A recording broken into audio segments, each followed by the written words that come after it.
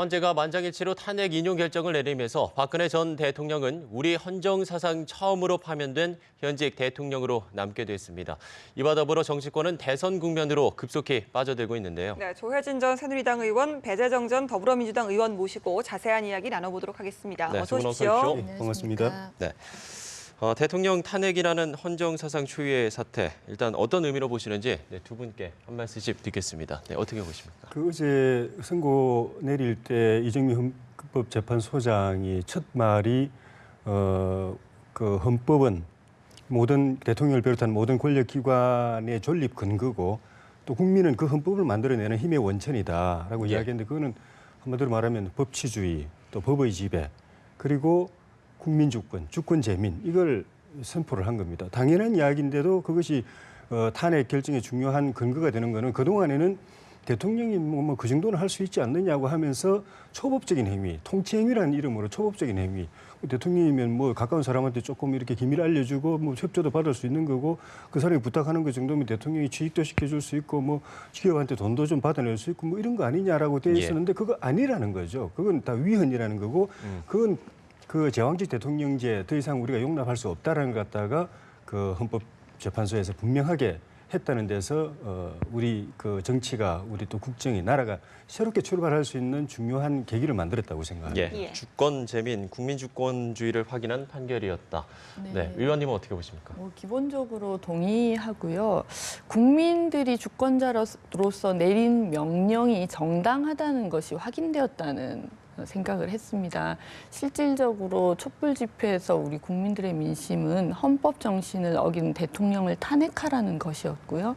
그것이 헌재에 의해서 받아들여지면서 그야말로 대한민국 헌법 제1조 1항, 대한민국은 민주공화국이고 또 2항은 모든 권력이 국민으로부터 나온다고 하지 않았습니까? 그 부분을 확인했다는 점에서 정말 어떻게 보면 너무나 원칙적인 선언이어서 새삼스럽게 우리가 이런 것들을 확인해야 될 것인가 하는 생각도 들기는 하지만 말씀하신 것처럼 지금 박근혜 대통령이 그 이후에 헌법과 법률을 제대로 지키지 않고 국민 주권주의를 어겼다는 것이 드러난 점이기 때문에 그야말로 역사가 국민의 승리로 기록하는 날이 될 것이다. 그렇게 생각이 좀 듭니다. 네, 어제 선고 사실 한 1시간 정도 걸리지 않을까 생각을 했는데 예상을 그렇죠. 뛰어넘게 굉장히 빨리 선고가 나왔습니다. 네. 2004년이었죠. 노무현 전 대통령 탄핵 심판 선고 때는 25분이 걸렸는데 네. 어제는 21분밖에 1분, 걸리지 않았습니다. 예. 이게 좀 재판관들이 사실 이견이 그렇게 크진 않았다 이런 의미로 봐도 되겠습니까? 그런 것 같습니다. 실제로 언론에서는 1시간 정도는 이제 주문을 내릴 때까지 시간이 걸릴 시간이 것이다. 걸릴 것이다라는, 라고 네. 다들 얘기를 하셨고요. 저희도 그런 이제 생각으로 사실 생방송을 보았었는데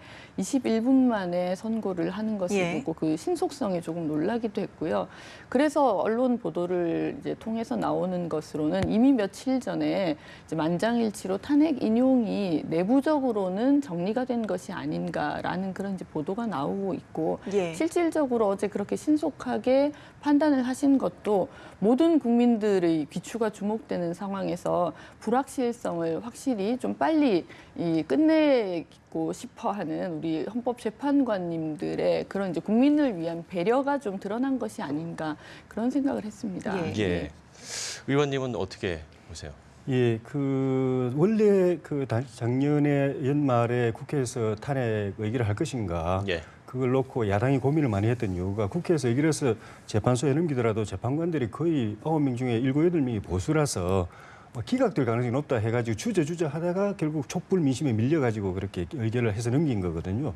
그런데 결과를 보면은 전원일치 그렇게 됐고, 전원일치로 그렇게 됐는데 그 중에서도 저 보수 측 인사들이 저 재판관 정도는 기각이나 각하 쪽에 선들어 줄 거라고 예측했던 2~3명 중에 한 분인 안창호 재판관이 거꾸로 권력 남용, 또 국정 개입, 또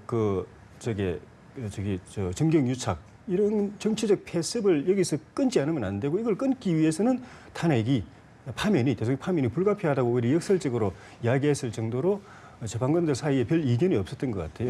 그런데 사실 그런 점에서 안창호 재판관이 추가적으로 이번에 이렇게 우리가 선고를 내린 거, 대통령을 파면시키는 거는 어려운 결정을 내린 거는 더 이상 우리 대한민국에서 제왕적 대통령제는 허용이 안 된다. 이대로 가면 나라가 유지가 안 되고 더 앞으로 한 발짝도 못 나가고 퇴행하게 돼 있다. 그러니까 이거 우리가 헌법재판소에서 어려운 결정 내렸으니까 정치권에서는 빨리 헌법 바로 잡아달라고 그런 이제 구체적으로 얘기까지 했는데 이건 다른 말로 하면은 이번에 이 내린 그 선고가 다음에 대통령, 그 다음 대통령, 앞으로 나올 대통령들에 대해서 행동 지침이 된다는 겁니다. 예. 가이드라인이 되기 때문에 그 이전에는 박근혜 대통령처럼 했어도 그냥 넘어갔었는데 다음 대통령, 그 다음 대통령들이 만약에 이런 유사한 행동하면은 쫓겨난다는 겁니다. 파면 된다는 거. 그러니까 조심하라 예. 하는 그런 의미에서도 굉장히 이 대통령 후보로 나온 사람들이 아주 주의하고 아주 명심해야 될 이 그 가이드라인이라고 생각합니다. 네. 그건 너무나 당연한 것이고요. 저는 거꾸로 헌법재판관들이 보수적이라는 의미는 그야말로 법과 질서를 존중하신다는 의미지 않습니까? 사실 우리 정치가 뭐 진보와 보수를 참 많이 나누기는 합니다만 중요한 것은 진보냐 보수냐가 아니고 누가 더 국민을 더 생각하고 법과 질서, 헌법 가치 위에서 국정을 운영하는가가 가장 중요하다는 것이 이번 판결을 통해서 우리 국민들 모두에게 확인되었다는 것이 중요한 것 같고요. 사실 이제 개헌 논의와 관련해서 이제 헌법재판의 어떤 어제 결과와 관련해서 제왕적 그 대통령제의 문제점을 많이 지금 지적을 하십니다만 저는 이제 이 대목도 좀 중요하게 우리가 짚어봐야 될 것 같은데요. 지금 헌법상 그리고 법률상 대통령제의 어떤 문제점이 있기 때문에 이번 사태가 드러난 것이 아니고 헌법과 법률을 지키지 않은 채 대통령직을 수행했기 때문에 드러난 사건이거든요. 그렇기 때문에 저희가 이 헌법 개정 논의를 하면서도 중요하게 어떤 정치권의 관심사인 권력 구조에 너무 이제 매몰되는 것은 바람직하지 않다. 국민의 기본권과 헌법 정신을 어떻게 더 높여주는 방향으로 개헌 부분을 받아들일 것인가 여기에 대한 고민이 좀 함께 있어야 되겠다는 생각도 네, 더불어서 말씀드립니다. 예, 일단 알겠습니다. 이번에 또 주목이 되는 게 이 헌재가 박근혜 대통령이 헌법 수호 의지가 드러나지 않았다면서 예. 그러니까 뭐 어떤 특검 조사나 아니면 청와대 압수수색을 거부했던 이 박근혜 대통령의 태도에 대해서 좀 지적을 한 부분이거든요. 예. 만약에 박근혜 대통령의 태도가 달랐다면, 박근혜 전 대통령의 태도가 달랐다면 이 선고 결과도 좀 달라졌을까요? 예, 저도 그렇게 생각합니다. 대통령께서 만약에 지금까지는 이런 것이 관행이었고 또 그렇게 허용되어 왔기 때문에 내가 주의력을 잃어가지고 뭐 그 정도는 대통령으로 할 수 있는 걸로 생각하고 그렇게 했는데 검찰 수사를 받아보고 또 공소장을 보고 또 그 헌법재판을 보고 하니까 이거는 잘못했다는 생각이 든다. 그에 대해서는 내가 사법적으로는 당장 형사소추 면제를 받지만은 현재는 면제를 받지만은 그 기간 동안에 검찰 수사나 특검 조사는 제대로 받겠다 하고 받고 그런 형사적 문제에 대해서는 대통령 퇴임하고 난 뒤에 내가 책임을 지겠다. 처벌받을 일 있으면 처벌받겠다. 그런데 이제부터 남은 기간 동안이라도 이런 여러분의 지적, 국민의 뜻 그리고 법률적 평가 이런 것을 내가 명심해가지고 헌법과 법률을 준수하면서 똑바로 국정 운영을 하겠다라고 진심으로 그렇게 반성하고 또 성찰하고 예. 또 바로잡겠다고 국민들에게 이야기했으면 결과는 좀 달라질 수 있다고 보는데 아시는 것처럼 그 이후 과정은 오히려 대통령의 태도 또 대통령의 대리인단들의 변론 태도 변론을 안 하고 막 그렇게 지연 작전만 펼치고 오히려 그 재판관들을 갖다가 모독을 하고 불신하고 이렇게 했던 태도가 대통령 탄핵에 더 나쁜 영향을 줘버린 거죠. 원래 우리가 볼 때는 대통령 탄핵 결정될 때까지 그 이전의 행위를 가지고 심판하지만은 그 이후의 심판 과정에서 90일 동안에 대통령의 생각과 태도와 또 앞으로 대통령을 그대로 기각시켜서 원직을 복귀시켜줬을 때 어떻게 할 것인가를 추정하게 하는 여러 가지 근거들도 헌법재판관들 고민 안 할 수가 없거든요. 예. 그런 것들이 보면은 수사 받겠다고 그러고 또 안 받고 압수수색도 안 받고 특검도 조사 안 받고 그러면서도 피눈물 난다고 그러고 엮겠다고 그러고 이런 것들이 그 재판관들한테 이거는 그냥 다시 기각을 해서 원직 복귀시켜 주더라도 똑같은 행태를 또 하겠다라는 그러면 그게 그 다음 대통령들한테도 이런 건 허용되는구나. 라고 나쁜 시그널을 줘가지고 국가가 나아가지 못하게 하겠다는 그런 고민을 하게 만들었던 것 같아요. 예. 그래서 결과적으로는 그분들의 대통령 당사자 본인과 대리인들의 태도가 대통령이 재판관들로부터 이해받고 관용받는데 전혀 도움 안 되고 거꾸로 도저히 이래서는 안 되겠다고 한 그 심정을 확신을 갖게 만드는 그 역작용을 불러일으킨 것 예, 같아요. 오히려 예. 헌법재판관들의 결정을 좀 도와줬다, 예. 편하게 좀 해줬다 이렇게 예. 말씀하셨는데 예. 이제 박 전 대통령의 신분이 바뀌었습니다. 자연인 신분으로 돌아가면서 불소추 특권도 없어졌고요. 그러면서 이제 수사가 좀 더 검찰의 수사가 급물살을 탈 것 같은데요. 앞으로 수사 좀 어떻게 진행될 거라고 보십니까? 네, 지금 대통령께서 아무런 입장을 내놓고 있지 예. 않은 것이 사실 국민들의 좀 걱정을 불러일으키는 것 같습니다. 예. 사실 정석적인 이제 방향으로 간다면 검찰 수사가 바로 이루어지는 것이 맞는 것이고 그런 이제 순서에 따라서 박근혜 대통령이 검찰에 또 출두하셔서 이렇게 제대로 된 수사를 받으셔야 되는데 이제까지의 대통령이 보인 모습으로 봐서 이렇게 정상적인 어떤 프로세스에 응하실지 조금 걱정되는 게 좀 사실이고요. 네, 네. 그런 면에서 또 이 자칫 지금 탄핵을 반대하시는 분들에게 잘못된 어떤 메시지를 전달하는 부분이 있지 않을까 하는 염려도 있는 것 같아요. 그래서 검찰에 출두하는 어떤 뭐 상황에서 소동이 일어난다든지 어떤 안전을 우리가 기하기 힘든 상황이 발생한다면 검찰 수사가 당분간 또 뭐 중단될 수도 있지 않는가 이런 생각까지 좀 하게 되는 부분이어서 저는 이제 우리 조혜진 의원님께서도 말씀하셨습니다만 대통령께 국민들이 바라는 것은 사실 어떻게 보면 한 가지인 것 같아요. 진심 어린 국민에 대한 사죄가 우선돼야 되는 것이 지금 단계에서 모든 국민들을 좀 치유하고 대통령 본인도 치유할 수 있는 길이 아닌가라는 생각을 하게 되는데요. 좀 겸허하게 이번 헌재의 판결을 좀 승복하시는 모습을 보이시고 법 앞에 만인이 평등하다는 우리 또 헌법 정신이지 않습니까? 그 정신을 지금 이제 전 대통령이 되셨지만 그래도 국민이 뽑은 대통령이셨기 때문에 그런 모습을 좀 앞서서 보여주시면 지금 이렇게 나라에 뭐 찬성이니 반대니 이렇게 해서 공론이 또 분열되는 어려운 상황에서 크게 치유의 행보를 하시는 그런 부분들이 되지 않을까 예, 그런 판단이 좀 드네요. 예, 예. 탄핵 결과에 대한 좀 깨끗한 승복 그리고 네. 또 검찰 수사에도 좀 더 적극적인 참여 이런 네. 모습들이 좀 필요하겠다. 네, 예. 실제로 지금 뭐 긴급 여론조사에 의하면 대통령께서 승복해야 된다는 의견이 92%를 예. 넘은 것으로 나왔지 않습니까? 그런 면에서 볼 때 국민들이 바라는 것이 바로 박근혜 대통령의 진솔한 사죄와 승복인 것 같습니다. 네. 예, 예. 뭐 말씀을 해주셨지만 예. 지금 박 전 대통령이 드린 말씀이 없다. 예. 이 외에는 사실 공식적인 입장이 없고요. 예. 아직까지 관저에 머물고 있고 예. 이런 부분들이 그 어떤 저항의 메시지가 아니냐. 예. 네, 이런 또 관측도 나오고 있거든요. 어떻게 그런 보세요? 마음을 굳히셨다면은 그 바깥에 있는 태극기 집회 참석자들에게 그런 이제 신호를 줄 수가 있죠. 예. 그런데 아직 그렇게 단정할 상황은 아닐 수도 있다는 생각이 드는 게 그 헌재의 파면 선고에 대해서 충격을 받았다는 보도가 있었거든요. 예. 예, 그렇죠. 우리 바깥에 있는 분들은 여론조사만 보더라도 70~80%가 탄핵 인용을 계속 줄기차게 주장을 해왔고 또 헌법재판소의 이런 그 심판 분위기도 큰 틀에서는 그런 방향으로 흘러가고 있었는데도 불구하고 본인 당사자는 기각될 것이라는 그 일말의 기대를 꼭 붙잡고 있었다라는 것이 느껴지거든요. 충격받았다고 하고. 예, 예.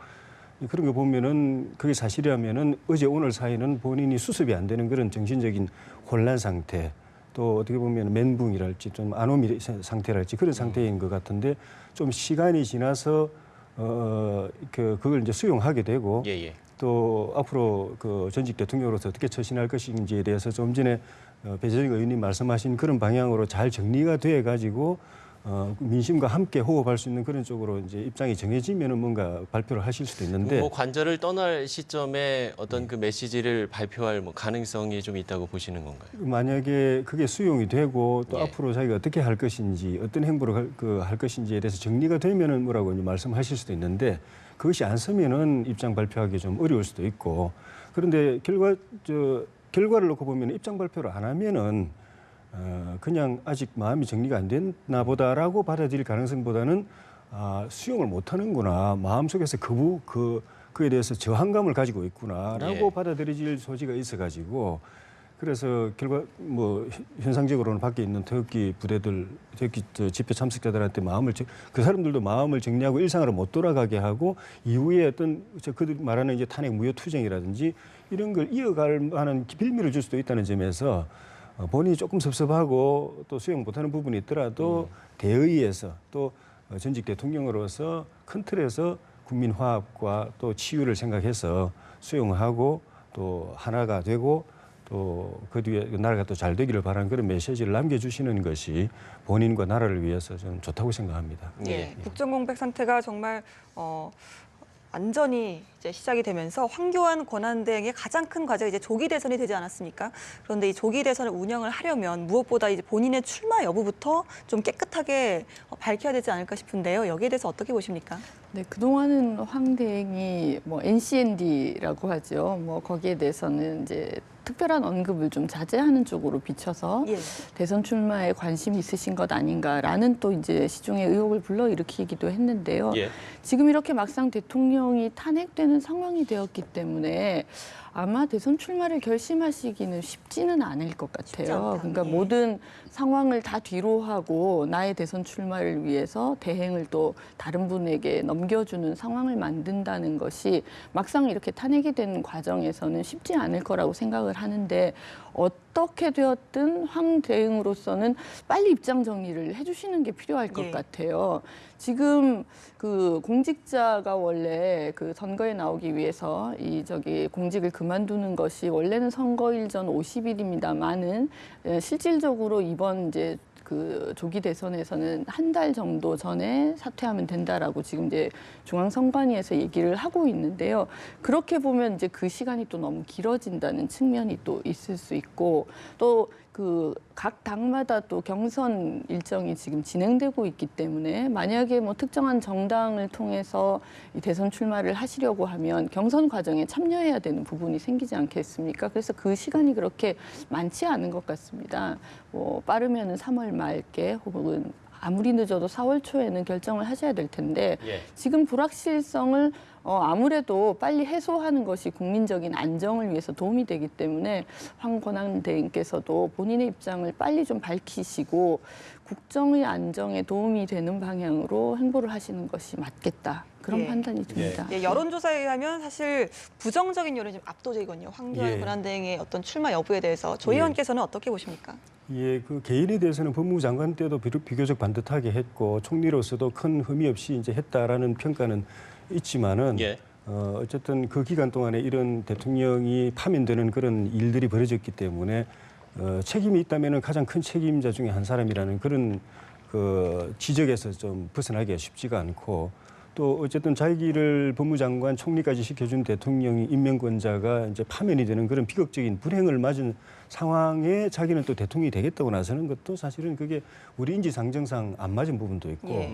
또 여론도 지금 그래서 그런지 많이 지금 정체돼 있는 상태고 문재인 후보, 안희정 후보보다도 많이 이제 떨어져 있는 상태고 그리고 무엇보다도 어제부터 이제 어제 탄핵이 결정되면서 선거가 시작됐거든요. 예. 그래서 예비 후보 등록이 이미 시작됐고 또 본인이 선거 관리에 대해서 주무부처들한테 지시를 한 상황입니다. 선거 관리 준비 잘하고 엄정하게 하라고 이렇게 해놓은 상황에서 중간에 선거 관리자가 선수로 후보로 나온다면 그것도 국민들로서는 이 상식에 도저히 안 맞는 일이기 때문에 저는 나오기 어렵다고 보고 또 나오는 것이 바람직하지 않다고 보고 그렇다면은 본인이 출마 선언도 안 했는데 불출마 선언하기에 좀 뭐 민망하다 하면은 조용히 그냥 여론조사 기관에다 연락해서 나는 그 뭐 뜻이 없으니까 저기 조사에서 빼주는 게 온당하다라고 하면 그걸로 정리가 되거든요. 더 이상 하루 이틀 사흘 넘기면은 좋지 않다고 봅니다. 예. 예. 이 황교안 대행과 함께 또 거론되는 게 홍준표 지사인데 탄핵 결정 이후 입장을 밝힌다고 줄곧 발언을 해오지 않았습니까? 예. 만약에 황교안 대행과 함께 출마를 한다면 이게 또 보수의 어떤 견인차 역할을 할 수 있을까 이런 관측도 있거든요. 어느 정도는 되겠죠. 그런데 좀 전에 말씀드린 것처럼 황교안 대행이 나오나 또 홍준표 지사가 나오나 나름대로 일정한 흠결을 가지고 나오는 거거든요. 황 대행은 좀 전에 말씀드리고 홍 지사는 2심에서는 무죄를 받았지만 어쨌든 3심 재판을 받는 입장이거든요. 예. 결과는 본인이 무죄를 확신하겠지만은 형식상은 재판을 받는 입장에서 대통령이 되겠다고 나오는 것이 주는 그런 국민들이 납득하지 못하는 부분이 있을 수가 있고 어쨌든 이분이 그 며칠 사이에 박근혜 대통령에 대해서 두둔하는 입장을 정치적으로 두둔하는 입장을 취했습니다. 전 대통령. 박근혜 전 대통령 두둔하는 입장을 취했죠.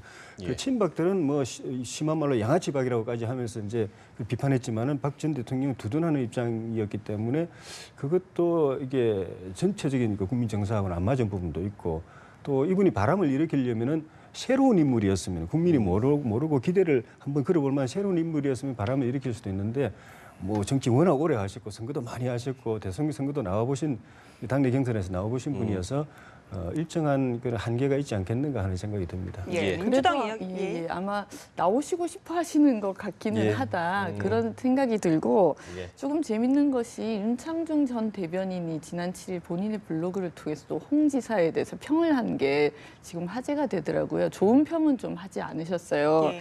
그 품격 교양 철학이 부족하다 뭐 이런 이제 블로그에 글을 써서 그게 지금 회자가 좀 되고 있는데 홍 지사가 대선에 참여하시는지 여부도 좀 관전해 볼 포인트가 아닌가 예 그런 생각이 듭니다. 알겠습니다. 예, 민주당 이야기로 좀 넘어가 보도록 하겠습니다. 이제 4월 3일로 경선 일정을 확정을 지었습니다. 지금까지는 이제 문재인 전 대표의 독주 양상이 계속되고 있는데요. 계속 이 굳히기로 갈지 아니면 어떤 반전의 포인트가 올지 어떻게 예상을 하십니까?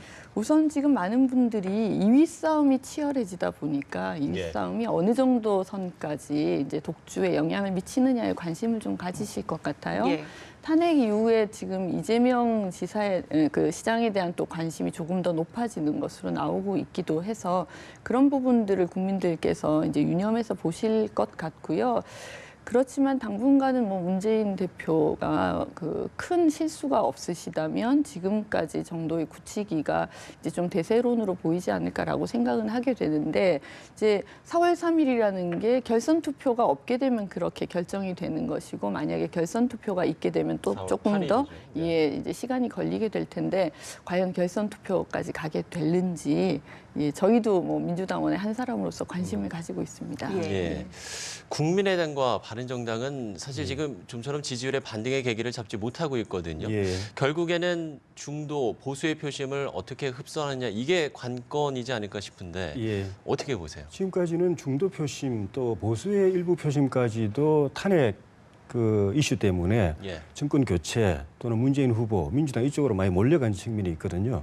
근데 이제 대통령이 일단 뭐 본인은 승복하든 안 하든 간에 그 죗값을 치른 쉽게 표현하면 그래 됐기 때문에 그 대통령에 대한 실망과 원망 또 그 연장선상에서 정권 교체, 심판, 청산 이런 여론은 이제 그 어제까지가 피크였고 이제부터 내려오면 내려오지 올라갈 일은 없거든요. 예. 내려오는 상황이고 이제는 국민들이 그럼 이후에 나라는 어떻게 가야 될 것인가에 대한 고민을 좀씩 이제 하게 됩니다. 그래서 개혁하고 또 나라를 더 발전시키고 또 통합하고 또 미래지향적으로 나가야 된다는 그런 또 그런 일을 감당할 만한 리더십과 이 역량을 가진 후보는 누구일까라는 관심을 새로운 관심을 가지고 보게 되면은 이 여론 지형이 조금씩 변화가 있을 수가 있는데 만약 그런 방향으로 간다면은 이제 그 문재인 후보는 이제 수세적인 입장이 되는 것이고 예, 예. 안철수라든가 또 뭐 안희정 후보라든가 유승민 후보라든가 이런 분들이 조금 더 이제 주목을 받을 수 있는 그런 상황으로 가는데 문제는 그렇게 간다 하더라도 문재인 후보가 갑자기 뭐 뚝 떨어지거나 이 후보들이 갑자기 급부상하기는 어렵기 때문에 구도상으로 보면 나머지 후보들이 힘을 합쳐야 문재인 후보하고 비등한 그런 경쟁을 할 수 있는 상황인데 힘을 합칠 수 있느냐, 후보를 하나로 만들 수 있느냐. 김종인 대표가 의원직까지 버리고 나와서 마지막 승부수를 던졌는데 본인이 이렇게 촉매제가 되어서 그런 걸 엮어낼 수 있느냐. 예. 그게 이제 마지막 변수가 될 것 같습니다. 예. 네, 배 의원님은 의원님, 어떻게 보세요? 예, 우선은 지금 각 당이 경선 과정에 들어가 있기 때문에 그런 네. 경선을 통해서 국민적인 관심을 얼마나 끌어들이느냐가 좀 중요한 이제 포인트가 되지 않을까라는 생각이 들고요. 이제 뭐 빅텐트, 스몰 텐트 뭐 이런 이야기들을 정치권에서 사실 너무 오랫동안 이런 이야기들을 해왔습니다만 실질적으로 이게 국민들의 눈에는 어떤 정치 집단들끼리의 이합 집산으로 보이는 측면이 크거든요. 그래서 이런 부분들이 과연 성공할 수 있을까라는 이제 회의를 개인적으로 가지고 있습니다. 다만 그래도 이제 각 당의 주자들을 포함해서 말씀하신 것처럼 지지율이 좀 반등되지 못하는 상황이기 때문에 그렇다면 이분들은 사활을 걸고 뭔가 새로운 모멘텀을 만들어야 되는 그런 이제 상황이 있기 때문에 그 부분들을 계속해서 노력하실 것 같고요. 그 노력이 실질적으로 국민의 지지를 얼마나 받을 수 있을지는 조금 더 지켜봐야 되는 상황인 것 같습니다. 예, 민주당의 김종인 전 대표가 지금 손학규 또 유승민, 남경필 세 사람을 잇따라 만나면서 빅텐트 불시에 시동을 걸고 있습니다. 예. 문재인 대 비문재인 이거 가능할까요? 그 문재인 후보가 많이 뜨긴 했지만은 사실은 그게 외행 변수의 영향이 컸거든요. 작년까지만 하더라도 반기문 총장이 앞서 있었는데 반기문 총장이 박근혜 등을 업어가지고 앞서 있다가 박근혜 대통령이 이제 탄핵 기류에 들어가면서 같이 가라앉아가지고 그래 됐는데 그러니까 자생력은 외생 변수 때문에 올라왔지만은 문재인이 과연 대통령이 돼야 되느냐, 될 수 있느냐, 또는 되면 안 된다 이런 기류도 강하기 때문에 그걸 하나로 이제 만들어내는 것이 개헌의 고리인데 개헌의 연대를 만들어낼 수 있느냐, 개헌을 현실적으로 합의를 이뤄낼 수 있느냐, 그리고 하나로 후보 단일화를 한다면은 연정을 틀을 만들어내야 되고 예. 또 그 참여하는 한 사람 한 사람, 특히 양보하는 사람들의 역할이 또 안분이 돼야 되는데 예. 그런 것들을 정치적으로 잘 해내느냐가 중요하죠. 뭐 쉽지는 않을 겁니다. 예, 오늘 말씀 여기까지 듣도록 하겠습니다. 조혜진 전 새누리당 의원, 배재정 전 더불어민주당 의원이었습니다. 오늘 말씀 고맙습니다. 고맙습니다. 고맙습니다. 고맙습니다.